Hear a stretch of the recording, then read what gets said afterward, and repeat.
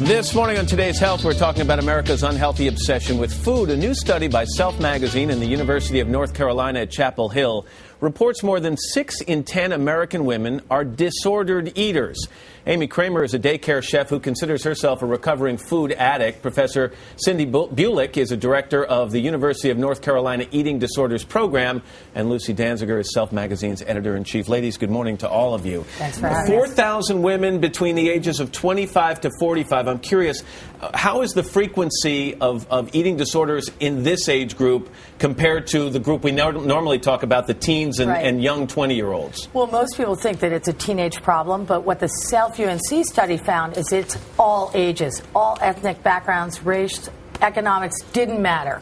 75% of women are engaging in some kind of unhealthy or obsessive eating behavior. But when we talk about this, we're talking about disordered eating behavior. Mm-hmm. So where is this on the spectrum as compared to a medical disorder? Right, exactly. So you know that we have anorexia nervosa, which is low weight, bulimia nervosa, binge eating and purging, and binge eating disorder, often commonly associated with being overweight. Those are the diagnosable eating disorders. But we knew that there were a lot of women who were flying under the diagnostic radar, who had problems with disordered eating, but didn't get those diagnoses. But are these signs on the road to those medical disorders? In other words, if they're exhibiting these behaviors, is that medical diagnosis perhaps just down the road? I think for some women it could be. We could be looking at the slippery slope toward an eating disorder. For other people, it just might smolder at this level for a while. But remember, just because it's not diagnosable doesn't mean these behaviors are benign. And we're talking about 38% of women say they are calorie prisoners. 35% say they are secret eaters. Does this happen in the long term, or do they do this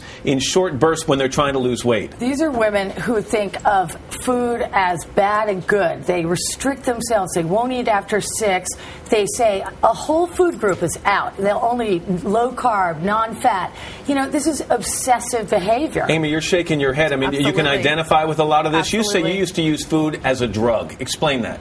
I would think about it constantly, whether I was happy, sad, upset, anything. I was thinking about food and eating whatever was in front of me. And at the time you were going through these behaviors, did they seem normal to you, or did you realize, even if it were in the back of your head, that you had a problem? I realized it took me a while to decide to change the problem. What was the event that caused you to change it? I went on vacation to Miami over Christmas and came home with a completely different mindset. I wanted to be healthier. I wanted to eat healthier, lose weight, and that's what I did. So when we talk about women who fit in Amy's category and some of these other areas, how do they go about changing and getting out of these negative behaviors? Well, Amy deserves big kudos because she just said enough. And part of what Self Magazine tries to do is say to women, stop restricting and embrace a healthy lifestyle. Bring in healthy foods like vegetables, fruits, nuts.